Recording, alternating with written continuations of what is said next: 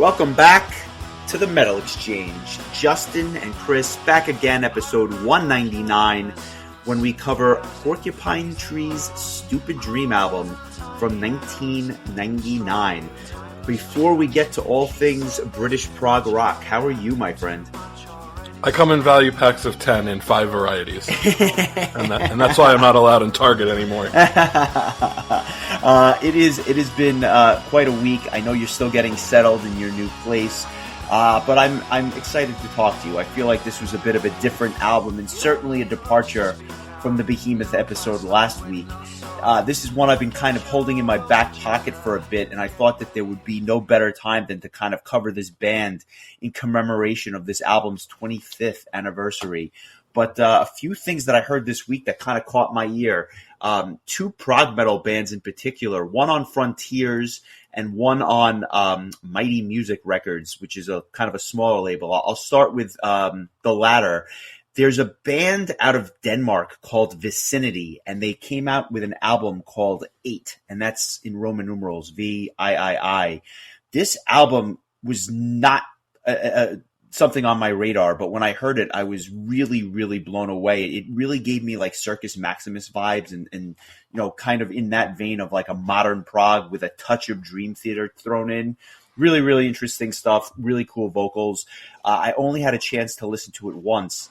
But I'm looking forward to it. I think that, Mighty Music, Uprising Records, it must be some new like label because I've never heard of this label at all, but they put this album out and I have to say it's pretty good. So, something to check out. And if you're kind of in the prog vein as well, and you're looking for something else that's even proggier, band out of Israel and the Middle East called Turbulence came out with an album called Binary Dream.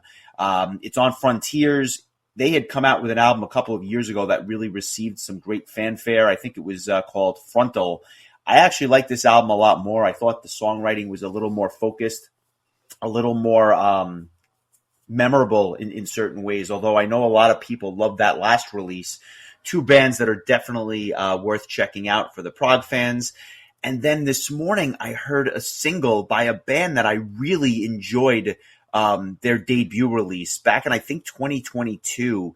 The band is New Horizon. Their original album was called Gate of the Gods. And if you recall, this was an album featuring Eric Gronwall from Heat and now Skid Row on vocals. And it was in my top 50. I think it was about 30 or 31 at the time. Really, really enjoyed this album.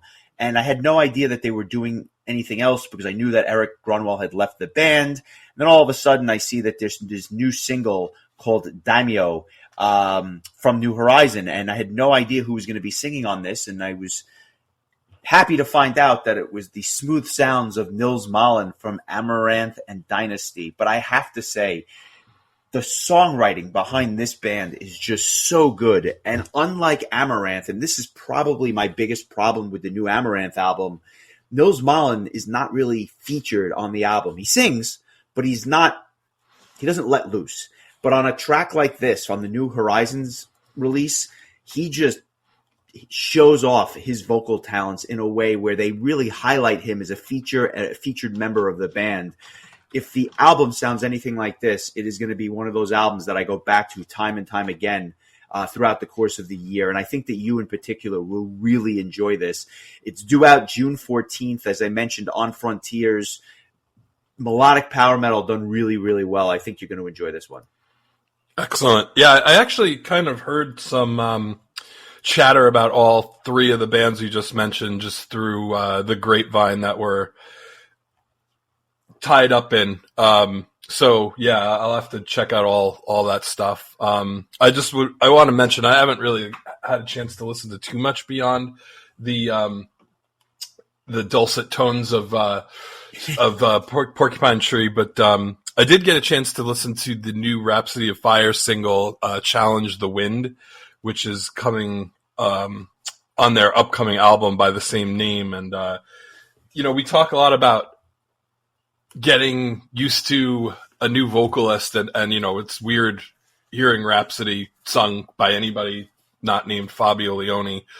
But I'm kind of getting used to their new vocalist, and I thought this was one of the more enjoyable tracks that the band has released since making the change over. I want to say that the singer's name is it Giacomo Voli? Is that, or am I confusing him with another member of the band, or just somebody else who happens to be Italian? No, no, that is it. You are correct. He's been with them for almost like 7 or 8 years at this point.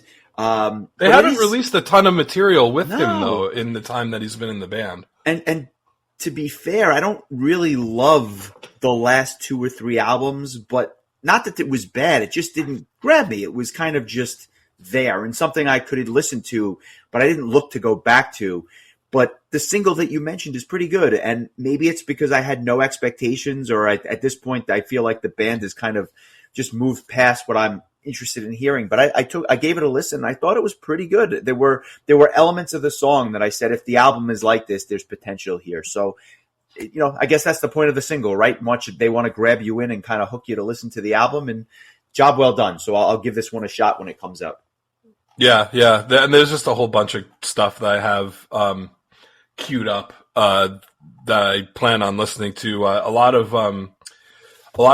positive comments regarding the new Sonata Arctica album, Clear Cold Beyond. I haven't had a chance to listen to the whole thing yet, but it sounds like people are at least comparing it to the their last album that was kind of in a more power metal vibe, which was Pariah's Child, which incidentally enough came out 10 years ago.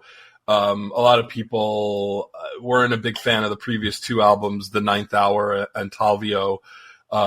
So one of the comments I heard or saw was that they were surprised at the choices that the band made for the singles, because the singles did not represent as how power metal focused the rest of the album is, which I think was definitely an intriguing comment, because I actually enjoyed the singles for what they were. I don't know. I've kind of reached a point, and I'm sure I've said this before and I'll say it again, but like I kind of I know what to expect from Sonata Arctica, so like I go in with minimal expectations, and usually those expectations are met. I've made peace with the fact that we're not getting Ecliptica and Silence and Winterheart's Guild again, and that's fine. There's plenty of other music out there, and I still enjoy what Sonata Arctica does, so I'm looking forward to listening to this. And then there's just been a slew of singles that I still need to listen to. Eclipse has a new single called Apocalypse Blues. There was a track that I shared with you from a band called Elvalon, called The Vagabond's Heart, that I thought was really good. They were a symphonic metal band. They have an album, I don't know if it's out yet, it's called Ascending in Synergy. I would recommend that for symphonic metal fans. But we talked about Terrence Holler from Eldritch. He's got a couple of new singles. I didn't see the second single from his album Reborn. Then a third one just dropped. Diane Van Giersbergen has been releasing tracks slowly from her upcoming album Soulward Bound. I think her plan was to release 2 tracks a year for 5 years. And then, really drawing it out. This track, Unleash the Siren, I believe was the second single. There's a new single called The Symphonic Tragedy that features Aaron Lucassen of Arion. And so, that's just another thing, on the list. And then there's a new single from Kiss and Dynamite called Raise Your Glass, and a new single, with something that you had mentioned, the teaming of Marco Hayatala and Tarja Turunen. They released a single together called Left on Mars. So I have a lot of work to do. No shortage of material out there. With the gluttony of stuff that's been coming out over the last, decade and a half, do you find yourself getting pickier with what you want to hear just because it's impossible to listen to everything 30 times? It depends. Generally, yes. I find that when time is a factor, you kind of need to fill it with stuff that you're interested in.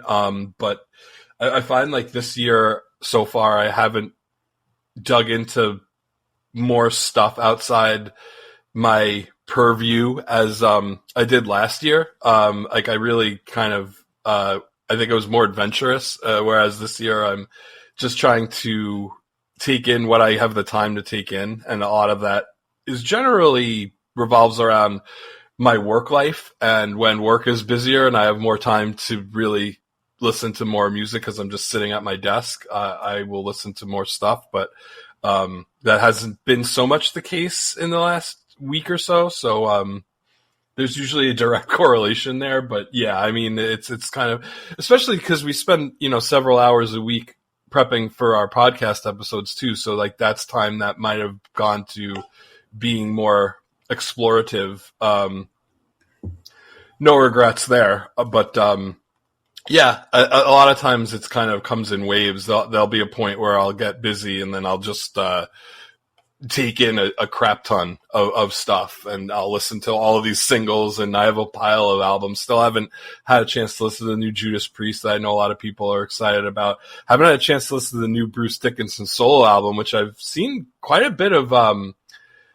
I don't know if I want to call it negative, but it's just a polarizing album. Yeah, more disappointment than anything else. I think the biggest problem is it came out around the same time as the Priest album, and I'll just say I enjoyed the Bruce Dickinson album. There's some good songs on there. There's some other stuff that maybe I would pass on, but the Judas Priest album is great, and I just was so pleasantly surprised by how hard and how heavy and how well produced that album is in many ways, that I think that when you compare the two, you just kind of go back to the Priest album, which I think you're going to really, really enjoy. And I think that when the year is over, I would be surprised if that's not somewhere in my top 50. I don't know that it's going to be number 4. I don't know if it's going to be number 40, but it's a really good album. And like, who the hell would have ever guessed after all this and after doing Turbo on the podcast that here we are putting Judas Priest in the top 50, but it belongs there. The thing is really good. And I think that almost, you kind of compare Judas Priest and Iron Maiden are going to always be linked at the hip. They've gone on tour together multiple times. They are obviously both from the UK. And in this case, I just think that there was disappointment in the Bruce album because some of his solo material is so great, and this is merely just good. And I think that that's the problem. Yeah, those are really fair criticisms. I kind of liken it to the Iron Savior release from last year, where I was just kind of like, oh, this is still a band, and this band is just made a really great album, and I'm expecting to have that same experience with Judas Priest, where it's just like all these years have gone by where I have not listened to a ton of their material just because the amount of it is so overwhelming, and it's like, where do you start? Clearly, Turbo is where I started my Judas Priest journey as far as listening to full-length albums go. So I'm going to go from Turbo to their new release, and and then hopefully fill in the gaps through the years as we power on. Nice. I like it. And speaking of powering on, now we're about to power down because Porcupine Tree comes out with this album, Stupid Dream. It's released March 22nd, 1999 in the UK, just a couple of weeks later in April to worldwide release. And it really was a departure for the band in a number of ways. This was their 5th studio album, but it was so different than the stuff that had come before it. The stuff before it, which I did not and probably will not subject you to, is this amalgamation of space rock, techno, or like dance type of stuff, sort of. It's really, really weird. It's very jam bandy in the sense that it's all over the place. It lacks direction and focus. And part of the reason I was kind of eager to cover Stupid Dream was because it was the first album where they actually kind of wrote songs, cohesive material as a band. And I'll just read a quote from Steven Wilson to kind of kick this thing off, just so you can kind of understand the mindset of where he was at the time as a songwriter. He says, quote, "It's quite, in some ways, a cynical process going on having to sell your music, but you have to do it. I mean, if a modern musician is going to survive as a musician, you have to, in a sense, prostitute yourself to try and sell your music and your art. And I was very much aware of that contradiction. If you think about that too much, it can drive you crazy, you know. It's an absurd thing to be doing. That kind of led me to thinking about what I was as a teenager when I was just starting out and when I was interested in being when I was interested in being a musician. The point being, you know, I think he was doing stuff for the love of the art earlier on, and maybe it didn't have the draw or the allure, at least at the time. I know a lot of fans have gone back and listened to that material and picked that up, such as myself. But this was an album that people could actually sink their teeth into a little bit on the prog side, because it was very song driven and there's actually discernible choruses and things like that, where these earlier albums didn't have that.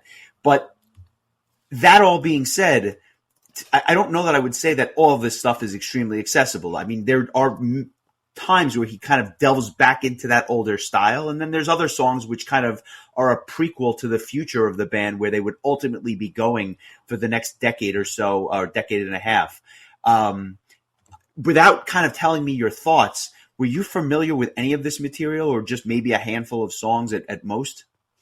I wasn't really familiar with any of it. I just, I think just piano lessons,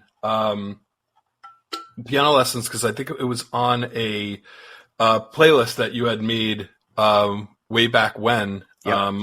If you'd like to have a date on that, I will tell you. It was on your November 2012 playlist, so going back quite a bit. So that song definitely rang a bell, and I believe I used it in the preview clip in last week's episode just because it was the one that I recognized. So yeah, this was all very new to me, and it was a really interesting listen, and in it may be the only comparison that I will make to our last episode on Behemoth. The only real similarity for me was that it took a few listens to kind of really just get a grasp of what was happening. And that might have only been because of what a dichotomy it was from last week's material. When you said that, like, we were going to go in a slightly different direction, this is like, as far as music that we cover, like, I can't think of a more opposite, two albums, going from Behemoth to Porcupine Tree. And I feel like, next week's episode should be an interesting somewhere in the middle of those two extremes, maybe a little closer to where we are this week. But this was cool because I've always been a fan of Porcupine Tree, but didn't really like. I just don't know a ton of their songs. It's always been, you know, songs here and there. I think of "Collapse the Light into Earth" for whatever reason. Just I think I heard it like one time and it just blew me away. And the Steven Wilson, those vinyl singles that he released, where it was like, I think it was called like cover versions, where he would do like side A was a cover and side B was just some original composition that he would do. And I definitely heard some of that in this album, because it's definitely, those are like really very melancholy tracks. He does an awesome version of Alanis Morissette's "Thank You," and there's a really cool ABBA cover that I really, really like.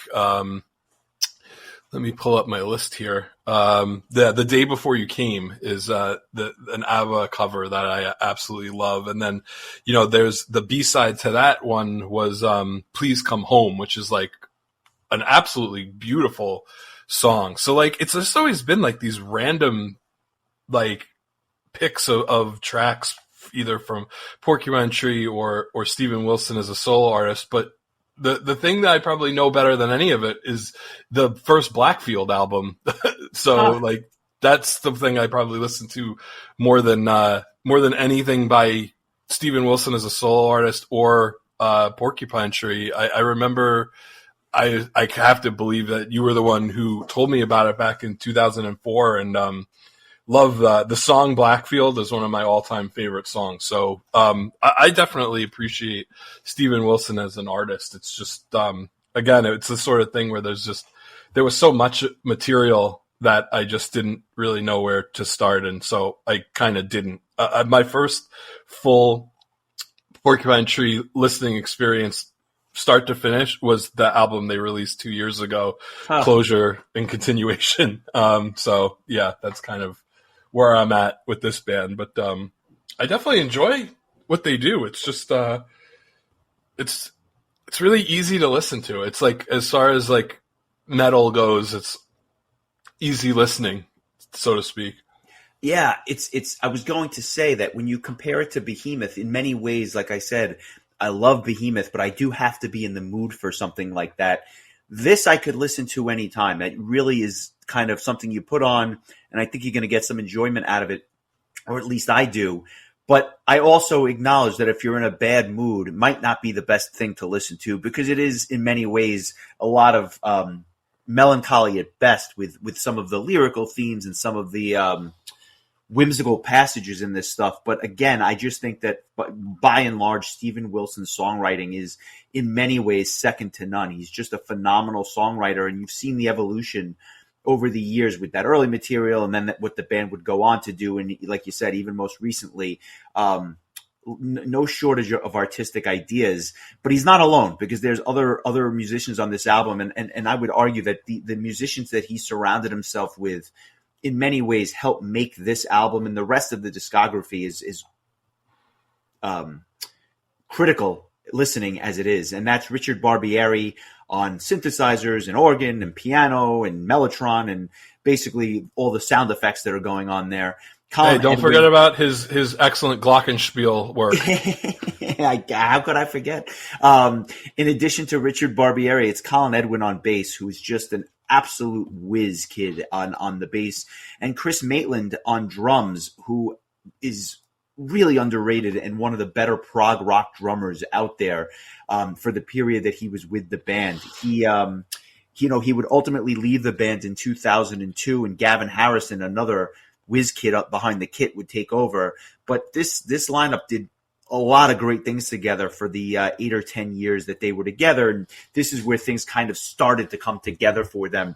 And I think about a lot of our Patreon fans too, that are ardent metalheads. I'm kind of curious to see what they're going to think of this album, because it's not in their wheelhouse for many of them. Some it is, but for others, it's a departure. Just as Behemoth is a departure in one direction, this is going away from even the prog metal fans in many regards, because this is not Porcupine Tree's heaviest release, not by a long shot. In fact, there's only a handful of tracks that I would even put in like the progressive rock, dipping the toe in the progressive metal pool. A lot of this is just straight up almost alt rock or prog rock, falling through. So I'm curious. Yeah, I would agree with that. There's very little that kind of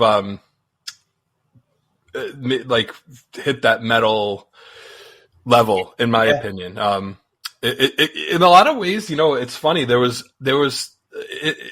reminded me a lot of like an unplugged version of Vola. It had kind of a prog, like just this prog, almost like this prog metal unplugged kind of feel to it. Like it had that, the melodies and everything, but just not as heavy. But there were definitely things that kind of gave me like Vola vibes after getting into the deep dive with them last year. I would be surprised if Vola didn't, cite Porcupine Tree as at least a band that gave them some inspiration. Yeah, I think that's probably right. I think there's other bands, some of the bigger prog metal bands out there today that definitely draw influence from a band like this. I'll just tell you a quick story before we get into the album. When I first got into this band, it was actually our friend Ryan that had played me In Absentia, and I didn't get it at first. Like at the time I first heard it, I don't think I was prepared for it. Not because it was too heavy, but if anything, because it was too mellow, and I was listening to more of the power metal stuff and more of the true prog metal, the Symphony X's at the time. But eventually I went back to it, and I think it was the second time that I went back to In Absentia that I absolutely fell in love with the band. And I started getting the back catalog, and I started hearing the weird stuff from earlier on, that, they have an album called Voyage 34, which is basically just a guy going on a drug trip for 30 minutes. And it's just like, it's really weird and eclectic stuff, but it's cool. It's definitely different. And I still go back to it from time to time. The one album that I couldn't get my hands on was Stupid Dream. It was out of print.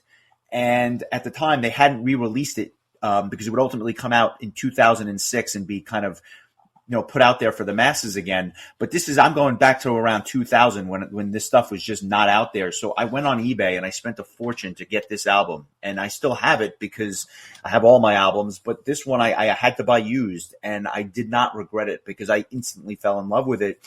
And I would argue that it's one of the most underrated Porcupine Tree albums. When you talk about their great works, a lot of people will say In Absentia, a lot of people will say Dead Wing, a lot of people will say Fear of a Blank Planet, which I just to this day have not been able to get into. Like Milton is a huge fan of that album. I can't appreciate it like other people do. But I would put this up there with the two or three greats, and I might be the only person that does, because I think a lot of people either overlooked it because it was so hard to get, or never spent the time with it because they had moved on to other, later Porcupine Tree albums. But I'm curious, really curious, for someone like yourself that's listening to it with a fresh lens, if you either liked it or appreciated it as much. And you might not, because again, this is not in your wheelhouse. To say this is inaccessible, I think, is fair in certain regards. But there are songs on here that I think you could certainly gravitate to because they are just easy listening and melodic in Steven Wilson's own way. I would say that I don't find any of this to be inaccessible. That would be a word I would not use, at least personally, because I mean, as we've talked about, like both of us come from a very heavy alt rock background, going back into the early 90s, and so like the idea of just the kind of like straight up alt rock with a little bit of like prog elements to it, I don't think is something that either one of us would be turned off by. So to me, like this could have come out in like 1995 or 1996, and I feel like it probably would have been, it would have been a little bit off-putting compared to like the Red Hot Chili Peppers and the Sponges of the world. But I don't know that it would be out of place on a radio station that would be playing, Blues Traveler or Dave Matthews Band or something like that. Like, it's just a little bit different, but I didn't find this to be difficult to listen to at all. Nice. I'm glad to hear that. I think that they were smart in that they front loaded the album with some of the more melodic songs. Not that the back end is difficult to listen to, but it's an interesting flow to this album. And it kicks off with the longest song on the album, a 7-minute song called Even Less, which has always been one of my favorite songs in their entire discography. I love the guitar intro with the drums quietly behind it. It's very slow and deliberate, but it's kind of beautiful prog rock in a way. And the bass lines during the verses are just absolutely top notch. There's no chorus per se. It's more of an instrumental chorus in many ways. But as the song goes on, you hear the drums just get more and more prominent. And what I love is the earworm quality to this. It just gets stuck in your head. And I think that it makes for a great sing-along and a great live track. When I saw them play at Radio City just a couple of years ago, they played this track and I just marked out because I wasn't really expecting it, but it's one of my favorite songs. And again, I had no idea what they were playing during that set list. So they really knocked that show out of the park. I had mentioned it was one of my top, 1 or 2 shows of that year. A really emotional guitar solo too, which is not something you talk about with Porcupine Tree so much because it's more about the songwriting, not the noodling. But this is an emotional song that ends with this just barrage of numbers, which is kind of interesting because you never really expect it. It was kind of an an interesting way for the song to go out. And the pattern of numbers, I'll just read it because I think it's one of the most interesting things on the album. He goes, "The counting in even less is taken from a recording of a shortwave numbers station.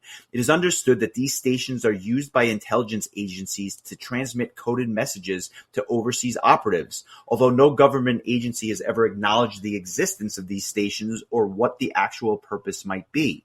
They are virtually impossible to decode without the key, and since the message and its key are generated at random." And so you just hear this like swell of numbers that kind of makes the song go out. I find it to be a really interesting track. And I'll just say this, if you got nothing to do this week, there's actually an extended version of this song that's about 14 minutes long.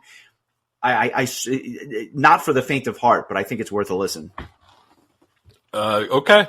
I just read that too. I was like, oh wow, that's interesting. Yeah, I really like this song. It's like you said, it starts out, with this like orchestra tuning, and then cue up the band.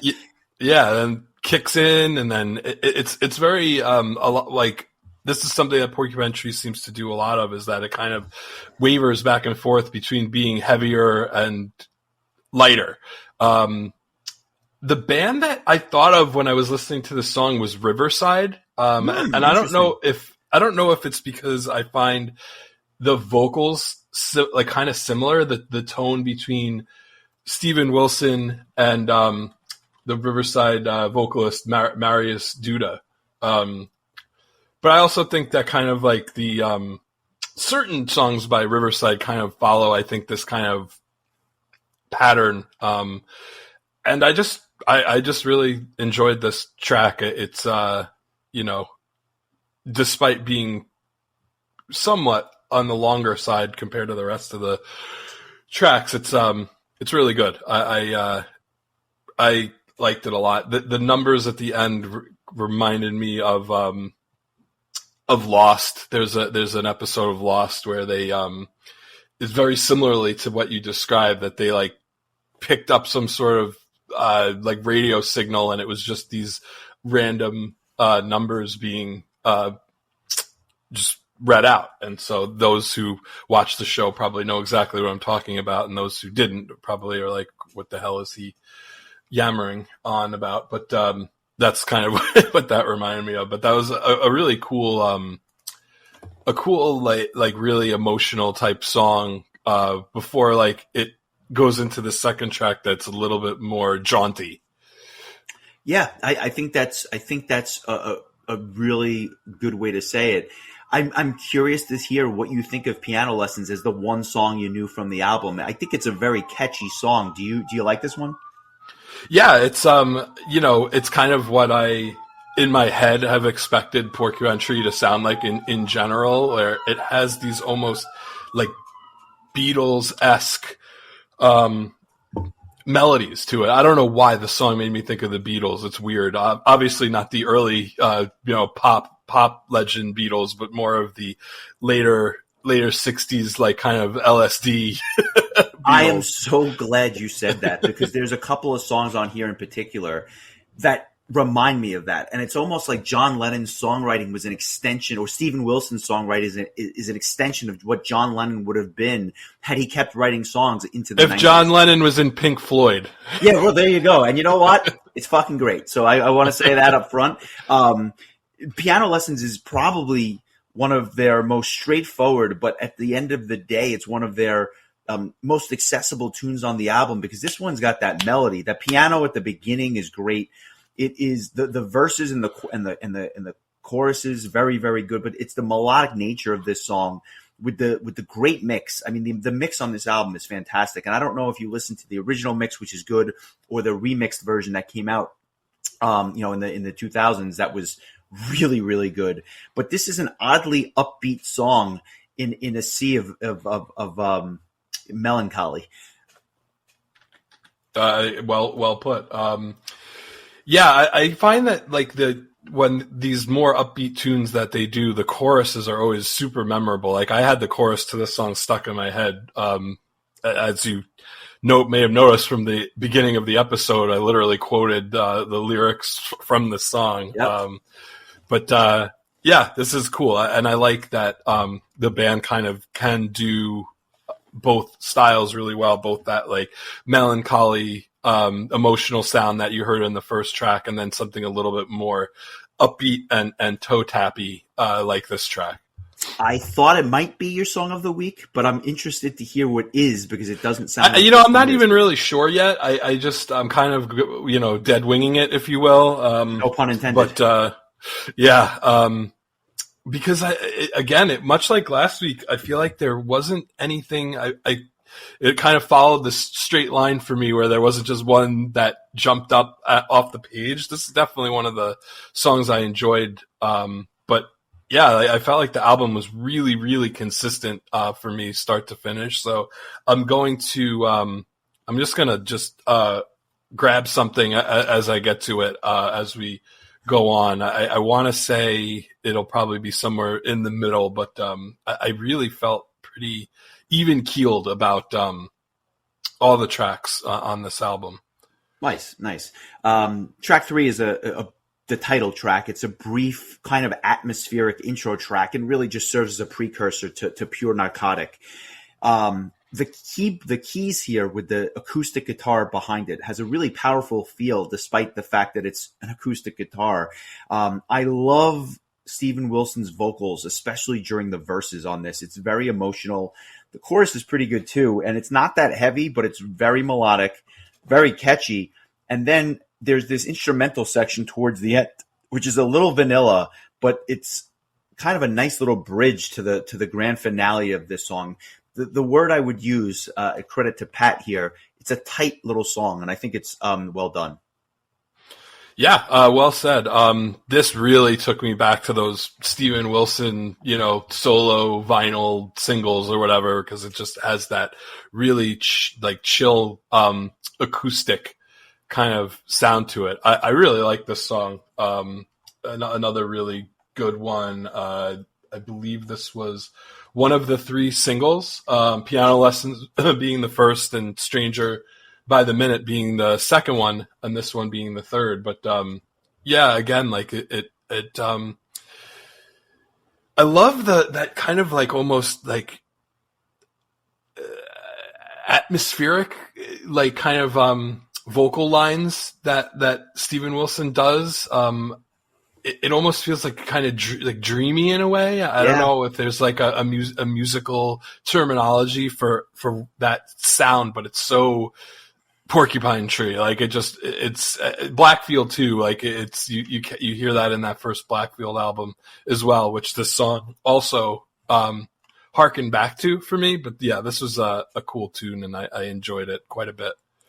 Yeah, very good, very good. I'm glad you liked it. It brings us to A Slave Called Shiver, which has been described as a very perverse love song about unrequited love. It's a love song with somebody who's obsessed with someone else, but none of that affection is returned. So I think that kind of not too surprising, I guess, given the nature of the lyrics and whatnot. What really stands out to me on something like this is the bass intro with the drums is just a cool way to start a song, especially when you have a guitar player like Steven Wilson who hasn't even come into the song yet. It's a groovy tune, and it builds nicely. There's some almost industrial sound effects during the chorus, which again, credit to Richard Barbieri for that. But otherwise, it's really just drums and bass throughout the entire thing. The guitar kind of, I guess, becomes more prominent as the song goes on, especially during the instrumental breakdown. But it's just a different tune. But to your point from earlier, it kind of just maintains that solid flow of good songs that you can kind of, move you ahead to. This one's really groovy and almost has like a Chili Peppers vibe to it, but just slower and more morose. Yeah, I wanted, one of the things I wanted to mention when you were kind of going through the band lineup is just what the bass. Colin Edwin is the bass player here, and like some of these bass lines are really catchy and really groovy, and I think this one is in particular because I think the song starts out with kind of quieter instrumentation. The bass kind of pops a little bit more, and then halfway through the song, you kind of get like this like explosion of sound. And like, I think this was another one that kind of gave me, like Vola vibes, just because it has a little bit of that softness and a little bit of that heaviness, and knowing the lyrical inspiration behind it, it kind of makes sense, because if you've ever been in love and not had that love return, it's kind of like this, back and forth of like, being like feeling in love and then also feeling rejected. And so like there's this back and forth. And I think that the music really shows that off. Like it's really kind of cool. And then like when you hear that like creepy, like mechanical voice that goes over the vocals, it's almost like a weird, it kind of made me think of like a weird stalker on the phone kind of vibe. So like 100%. Yeah, it's. I'm glad that we have some of these like explanations for the songs. When we cover more obscure bands, we don't always have the some of this stuff like at our fingertips. So it's always nice to have something coming from the horse's mouth, so to speak, giving us a little bit of a guide as to what the thought process was at the time that the songs were written. Yeah, I enjoy that as well. You don't get that with New Horizon that I mentioned earlier. But at the end of the day, I also think that this material is a little there's a little more to sink your teeth into in terms of lyrics and feel and content and stuff like that. That brings us to Don't Hate Me, which is really like Slave Called Shiver on steroids, because it has the same meaning behind it, except this one even has a bigger stalkerish feel to it. It's a longer tune. It starts again with the bass leads and the drum, but then the vocals kick in behind it. It's a very psychedelic tune with some interesting guitar effects. It's got a real spacey vibe to it, almost a callback to their earlier material. I could actually see a song like this losing people, especially the metal fans, because even though I enjoy it and I think the bass lines are great, there's a sax solo. I mean, you're almost on chameleon territory with this one, right? Like you would have never guessed that they'd be like, all right, you know what? It's time. You know what this song needs? Another song about stalking someone. We need a nice sax solo, because that's what it is. The second half of the song is a bit of a come down, but it's kind of cool if you're in the right mood. But this is one of the songs that I thought was going to lose you. If I'm being candid, I just thought that this was something that you might not gravitate to. Although maybe the lyrical theme spoke to you and you're like, you know what? This is the greatest thing I've ever heard. Well, thankfully, it hasn't spoken anything I've dealt with in a very long time. Although in 1999, this would have really hit me right in the feels. No, I thought this was kind of cool. I thought rather than have, another song that sounds similar, like, I don't know. I was not even slightly off-put by this saxophone solo that just comes in the middle of nowhere at the middle of the track. I thought it was really cool. It gave it kind of like this, I don't even know how I would describe it, but it was like, almost like it starts out where you're like shopping at a furniture store, and then all of a sudden like Kenny G pops out and just like, it's just like, pops his head up out of nowhere, plays his solo, and then goes away again. Yeah, I was not expecting Kenny G to be at this location of Raymore and Flanagan, but here we are. It's definitely, I think, on the kind of more. I think you used the word morose earlier. It's definitely on the more morose end of songs on this album. Yeah, it's a tad morose, but. I didn't think it was off-putting. I mean, this is the kind of the thing that I've come to expect from Porcupine Tree based on my limited knowledge of the band anyway. So I thought it was a fine track. I wouldn't say it was my favorite, but and it is rather long also. I think it clocks in at over 8 minutes, but it's a cool track, and I think it fits nicely kind of towards the middle of the album. Yeah, well, again, another track that reminded me of Riverside for whatever reason. Nice. That brings us to side B, and it starts with a song called This Is No Rehearsal. Kind of a weird way to start the B-side of the album, because it's a short track, very atmospheric in the vocals, like you had mentioned earlier. And I think the verses provide a nice contrast to the really heavy chorus. But at the same time, I don't think it's my favorite track, arguably my least favorite track on the album. I think the organ adds a nice extra layer to this piece. And the outro actually has a really grungy feel to it. Like you talk about like what we cut our teeth on in the early 90s. The outro to this could have been like a Nirvana track, just the way that it's composed. It's fine. It's relatively short. It's not my favorite track, but you know what? It's not something I would skip either. Yeah, no, I really like this song. It's short, it's sweet. You're in, you're out. Again, it does that kind of back and forth thing where it's like atmospheric and chill, and then all of a sudden you have like these, heavy guitars and like that solo. Yeah, very almost grunge era. Like 5 years later. I thought this was a cool track. The end, I love the end of it. It's just like. I like that it just decided to go out in that way. Kind of gave me a little bit of that like Pearl Jam, Alice in Chains, Soundgarden kind of Seattle vibe. But I thought that was a cool track. It's interesting dichotomy to the 8.5 minute track that preceded it. Now you're having like an under 3.5 minute track, and then it followed by a song that's even shorter than that in Baby Dream and Cellophane. Yeah, and speaking of Baby Dream and Cellophane, I never I'll say it this way. Going into the week, I thought that a song like Even Less could be my song of the week. I love Piano Lessons. They're the two of my all-time favorite songs, and it was almost too easy to choose them as a song of the week. But when I listened time and time again to Baby Dream and Cellophane, never did I expect this to be my song of the week. But I have to choose it, and I'll tell you why. But it was a surprise even to me because this one just popped for me this week. Let's give it a listen, and then I'll come back and kind of share my thoughts, and I want to hear what you think. This is Porcupine Tree's Baby Dream and Cellophane.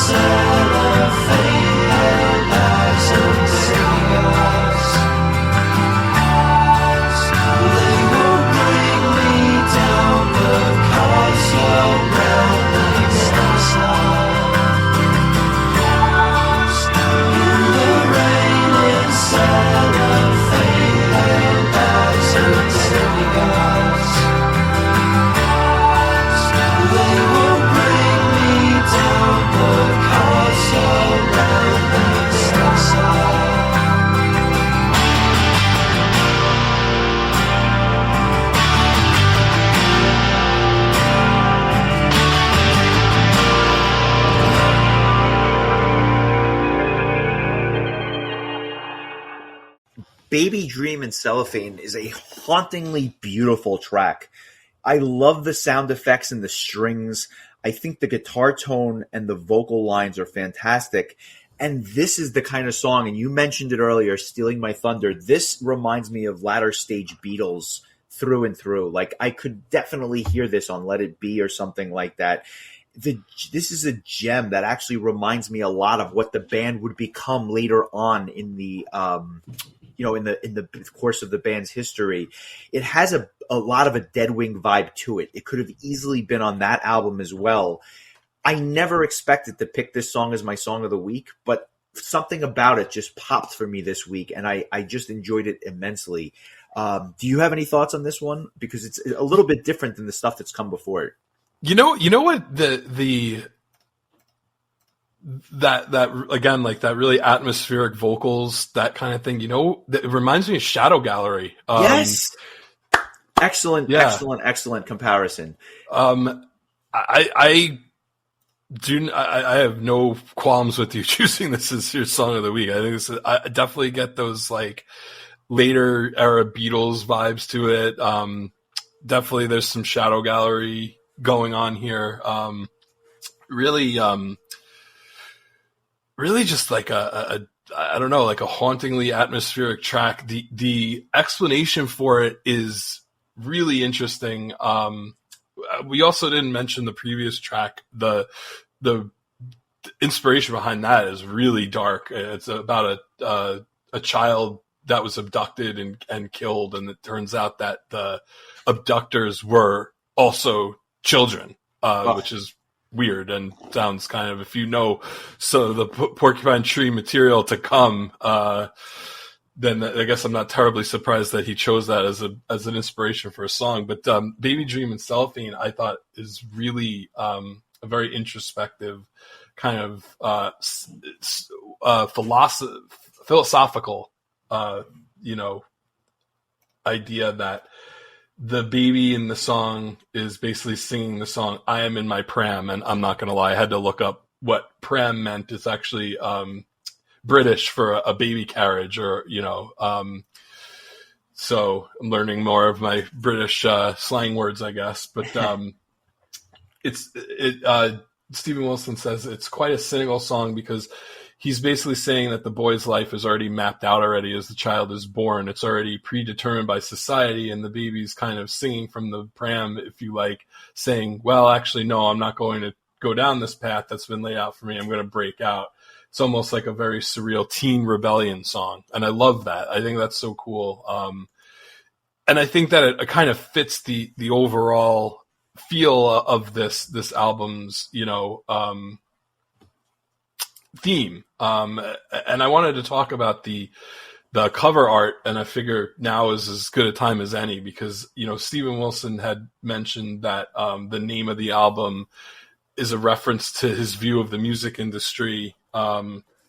He says, while many aspire to be a musician for fame and glamorous lifestyle, he feels it's a stupid dream because it actually leads to a life of hard work and struggle.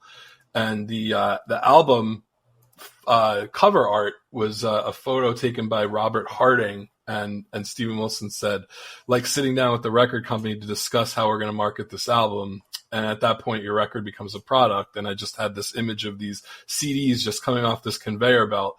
And obviously it's at complete odds with the music, but I wanted to have this kind of contradictory feel to the color.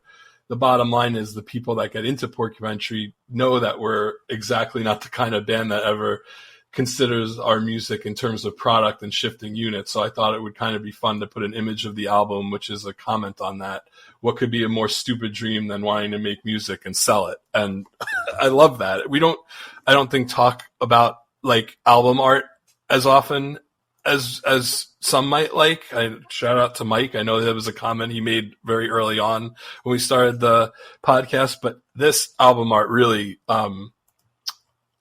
to me, as soon as I saw it, I was like, wow, there's just so much going on here. And I'm glad that there was a description and an explanation for it because it makes complete sense. And I love that. His way of describing it is really cool. Yeah, I agree.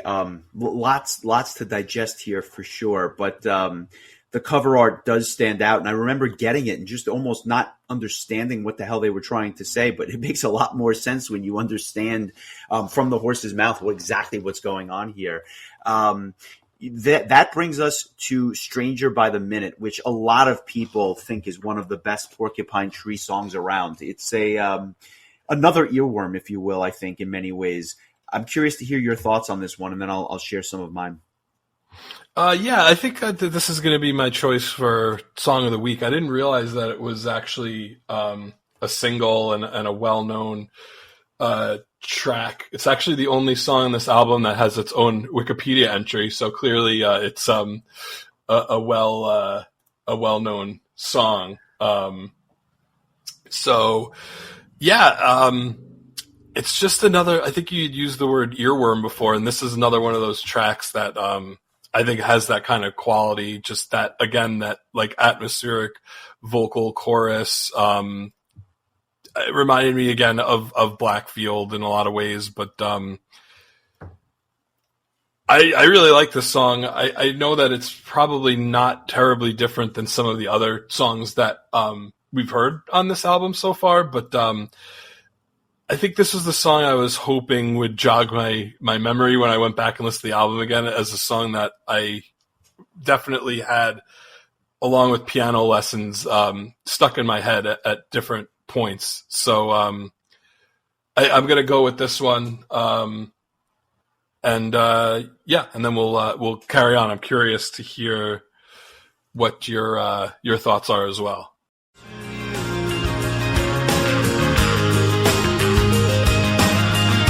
Wings in the water, my only residue.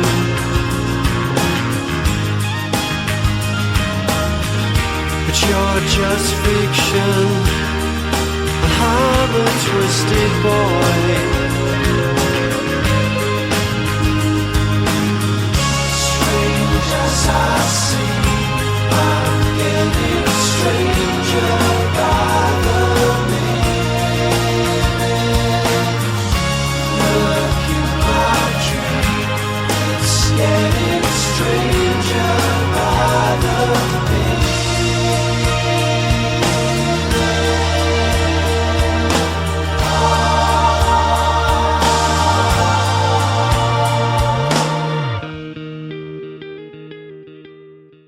I'm really glad you chose this song. I was tempted to choose it as well. I think Baby Dream and Cellophane kind of wrapped it up for me, but Stranger by the Minute was probably going to be my second or third choice. Did you just say wrapped up after talking about Cellophane? Very good. I'm glad you caught the pun. I was going to let it slide, but good job. The emphasis on this is that it's a really good song. It's just melancholy, but it tells a really nice story and it picks up nicely, almost uplifting as it goes along. Great guitar work, really underrated, even for a single. I feel like this is a song that even though people are aware of, it's not thought of in higher regard as a song like Trains or some of the stuff that would come later on in their career, but it's really good. And, it's almost got like a surf rock vibe in spots. It reminds me of like the Ventures or a Dick Dale, which are, again, completely out of left field. And then just bass lines that just absolutely slap in certain spots. Great song, great choice. I'm glad you chose it because it gives me an excuse to listen to it again. So kudos to you. Yeah, and again, I mentioned earlier, but like I don't feel like this song would have been out of place on like MTV in the 90s, in all honesty. No, it really wouldn't. And I think that's what he was going for, but he just never – they would wind up getting popular later on. And I mean, they might be at the height of their popularity now, having come back together after all these years. But this would have – if you would have just been told this is the new Radiohead song, you'd be like, all right, cool, this is a cool Radiohead song. And that was one of his biggest influences at the time that this album came out. I think he cited a bunch of bands. I'll find them later on when we chat, but he basically said that, songs like or I should say bands like that were what he was listening to. I think it was Jeff Buckley, Soundgarden, Brian Wilson, Todd Rundgren, and Crosby, Stills, Nash and Young. I mean, you can hear all of that through what he was listening to at the time that this album was written and recorded. I think too, like I remember in the mid 90s when you had some of that Buzzbin stuff on MTV, which was like kind of the newer, maybe more obscure bands. I remember like a band like Portishead, which is another band from the UK. And they had I remember there being a video on MTV, and like that sound was not totally off track to what this album had. Like, I think that this would have fit perfectly fine. So I don't know. It's interesting. It's even though it's prog, I think there is something kind of accessible to it, and it does have. It makes me all the more curious about what the hell this band sounded like prior to this, based on your description earlier, because I do not have any of their material prior to this. This is like my earliest Porcupine Tree stuff. So it seems like this is kind of, like you said, where Steven Wilson decided like this is the direction I kind of want to go in with the band. Well, we're going to get to a song later on that's a real peek into the window of what the band used to sound like. It's not a Smart Kid, though. A Smart Kid starts with an acoustic guitar that always just stood out to me on this song. Very spacey, almost like, again, I talked about Radiohead. I hear it on full display with a song like A Smart Kid. This is a song that's always been a favorite of mine, and it actually harkens back not to the early Porcupine Tree stuff, but just one album before it. I feel like A Smart Kid could have been on their Signify album, their fourth release. It's a really odd song in a number of ways, just because of the fact that it's slow, almost plotting in a way, but there's something charming about it, and I've always been attracted to it. So I'd like to know your thoughts, because I feel like this is another one that might be a little out of your wheelhouse. It needed a saxophone solo, in my usually opinion, does. to Yeah. kind of. This is just, I think, probably the most melancholy track on the album. It's a wild topic that apparently he touched on previously on their first album, but it's the lyrics deal with a sole survivor after a possible apocalyptic war that gets picked up by an exploring spaceship. So I thought that was obvious, but maybe not. yeah. I suppose maybe something I'd expect more from like an Arion album, but sure. Probably not my favorite song on the album, but like definitely not.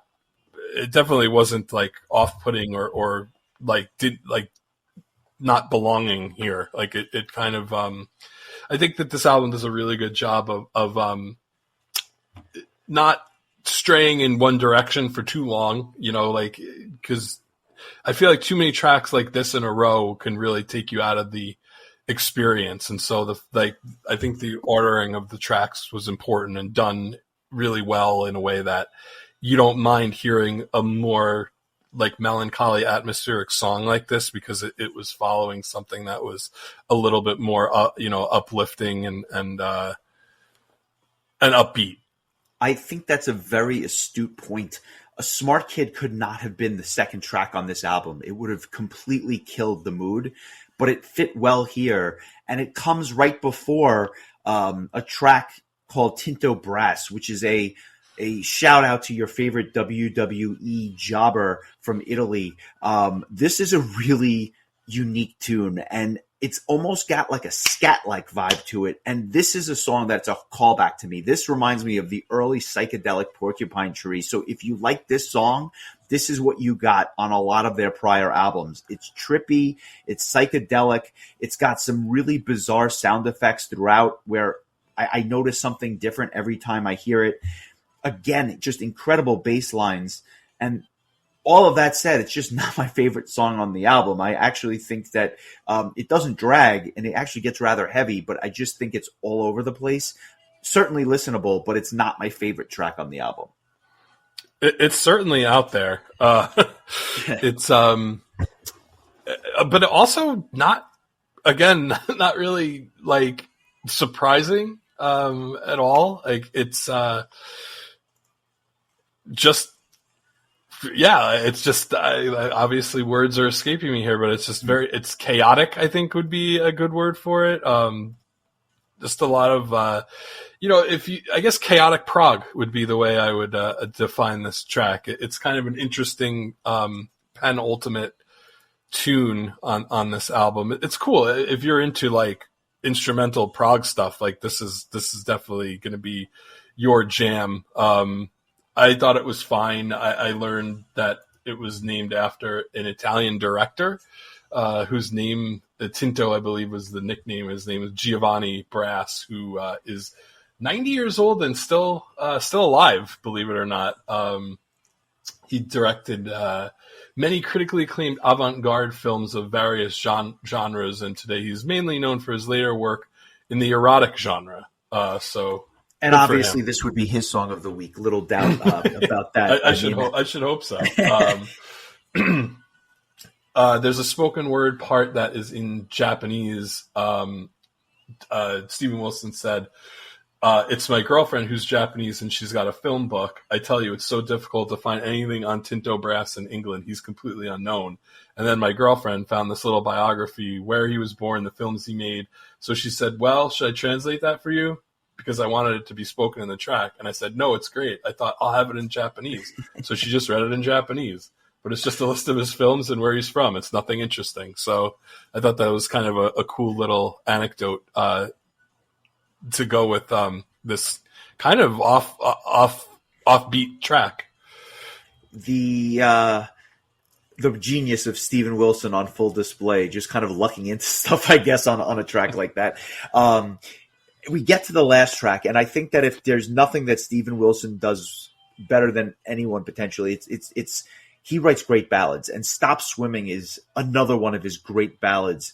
You talked about Collapse the Light into Earth earlier. I don't know that this is as good as that track, but this is a really somber way to end the album. But they've done this so many times before. It's just absolutely dripping with emotion, interesting lyrics, a very moving tune. And again, very slow and deliberate, but he does stuff like this so well. It's almost remarkable because they sound nothing alike, but everyone is great in their own right. Is Delane's Start Swimming in response to the song?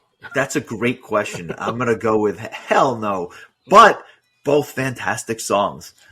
Yeah, I know. I forgot who it was. There's a sports writer that I follow on Twitter/X, and whenever the I want to say it was in reference to the Islanders when they were like battling for a playoff spot or like in the first round of the playoffs or whatever, and like his thing was just keep swimming, like just keep going, keep doing it.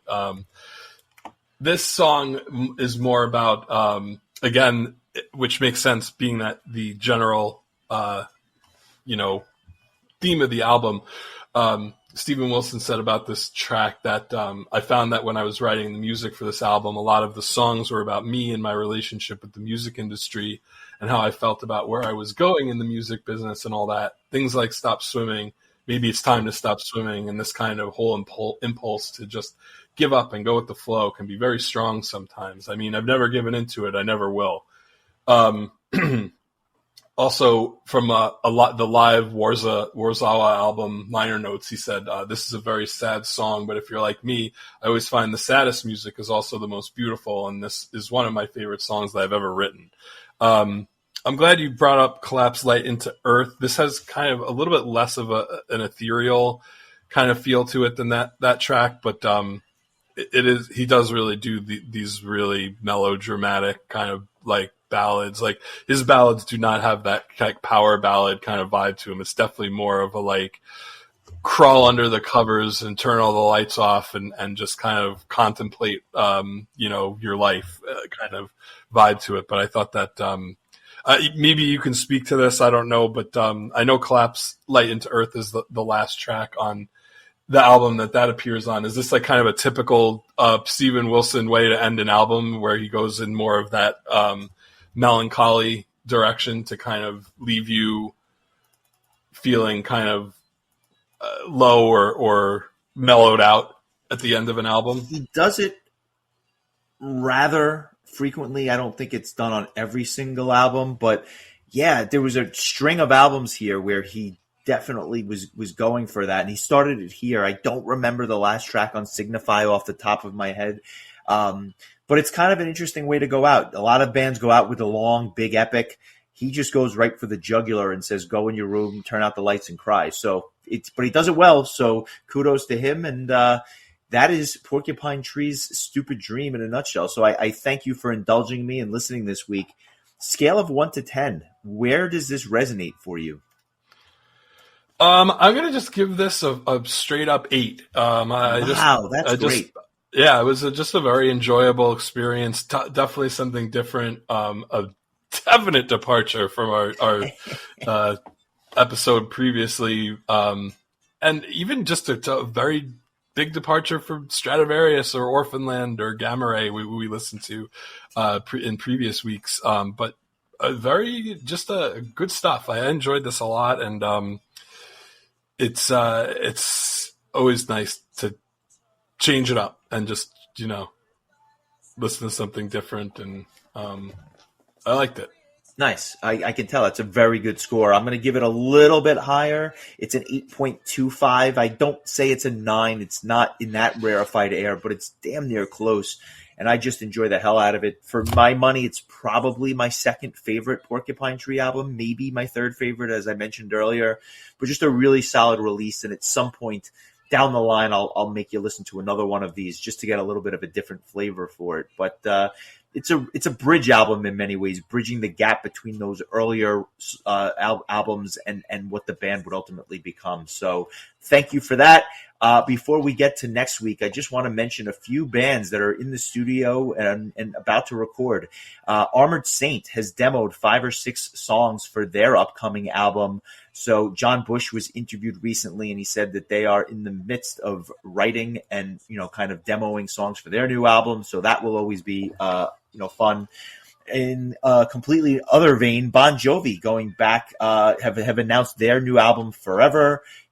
It's going to be released, I believe, on June the 7th. So always curious to hear what's going to happen from them. I don't think they're ever going back to 1985 necessarily, but at the same time, one of the largest bands in the world, so I'd be remiss not to mention them here. And then I heard somebody had asked John how far into the production were they, and he said we're halfway there. That's very good, very good. That or he's going for the whole Golden Girls look right about now, so I'm hoping maybe they bring back Blanche for a guest appearance, but I don't know, we'll see. And then finally, Dark Throne, veteran black metal band, has released or will be releasing their new album, It Beckons Us All, on April 26th, and it's out on Peaceville Records, which, if you know anything about Dark Throne and their brand of black metal, that's irony right there. But lots to look forward to. The music will continue to roll on in 2024, and I have no doubt that, but for lack of time, lots to sink our teeth into. And you mentioned it earlier, and no, it is not Portishead, but we are coming up on episode 200 here at the Metal Exchange. So you and I, instead of having us choose an album individually, we collectively have chosen an album. Really 2 albums by a band that, shockingly, after nearly 4 years, we have still not covered. And we didn't plan it this way. It just kind of happened. But I would say it is definitely time. So why don't you tell everyone why we're going back to listen to some Sponge for episode 200? Well, I thought that the piñata had fully rot, and it was time. It was time for the Giants and the to do some Molly and plow through it. But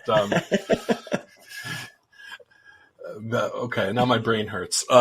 Truthfully, though, how have we not talked about Arion and even just any Aaron Lucasin project of any sort, of which he has had many, including Star One and Ambion and Guilt Machine and just numerous things. But Arion's kind of where he made his bread and butter. We've chosen... It seems that most of these Arion albums are these 2-disc kind of mega albums. We're actually going to do 2 separate albums that are together to form the one Universal Migrator story. Part 1 is The Dream Sequencer. This was an album that had more of a prog kind of vibe to it, and then its counterpart, Flight of the Migrator, has more of a power metal kind of vibe to it, and has a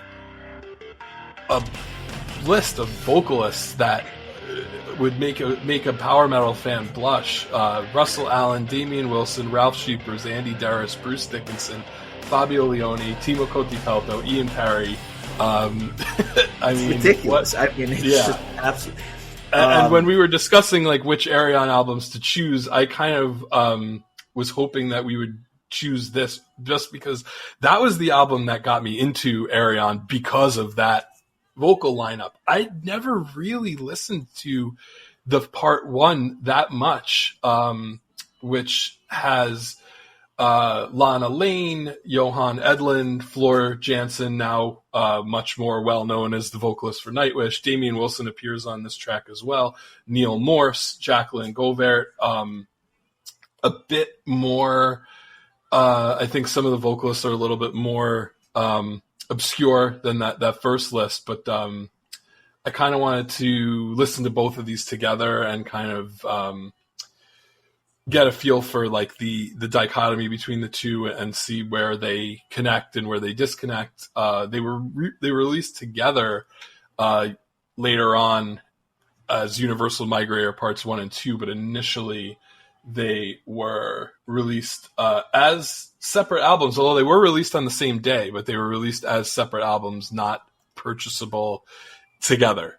So I'm glad that we're finally going to get to talk about this band. I think we've only talked about one Avantasia album. They're kind of the rock opera of the rock opera standard for power metal. Arion is the rock opera standard for prog metal, and so it's definitely about time. And you know, just wow, 200 episodes. That's pretty amazing. I think it's quite the accomplishment. I always say, like, it was something we didn't know we would do beyond one.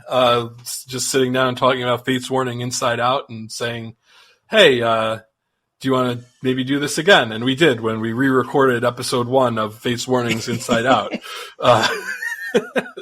So here we are. Technically, this is episode 201 because of the lost episode 1. But yeah, this is exciting, and I look forward to talking about this. It's definitely makes complete sense. Wanted to do something a little bit special for episode 200, and we have a request the following week, and then I have an album that I've already figured out, which is unusual for me to know it 2 weeks in advance. Never mind. Typically, I don't know 2 hours in advance what I'm choosing. And then we'll have 3 more episodes, 2 chosen by you, 1 chosen by me, and then on to our next request in May from our friend Josh. So if you like what you hear, and we hope that you do, give us a like and a follow. Obviously, our Patreon is available if you want to make some requests. We've got a nice little treat for our Patreon members for our bonus episode in March. So that will be coming in the coming days. And obviously all the other perks that go with it. To our top tier Patreon folks, your shirts are in the mail. So we hope you enjoy those, and we look forward to seeing those around. And that being said, this was a lot of fun. I'm glad you enjoyed the Porcupine Tree. I think next week will be very, very interesting. And I look forward to 200 more. So cheers, my friend. I will talk to you soon. Yeah, we're going to have to discuss what we're doing for episode 400. Yeah, maybe another Arion album or pair of albums. But yeah, good stuff. I have nothing else to say, so take care.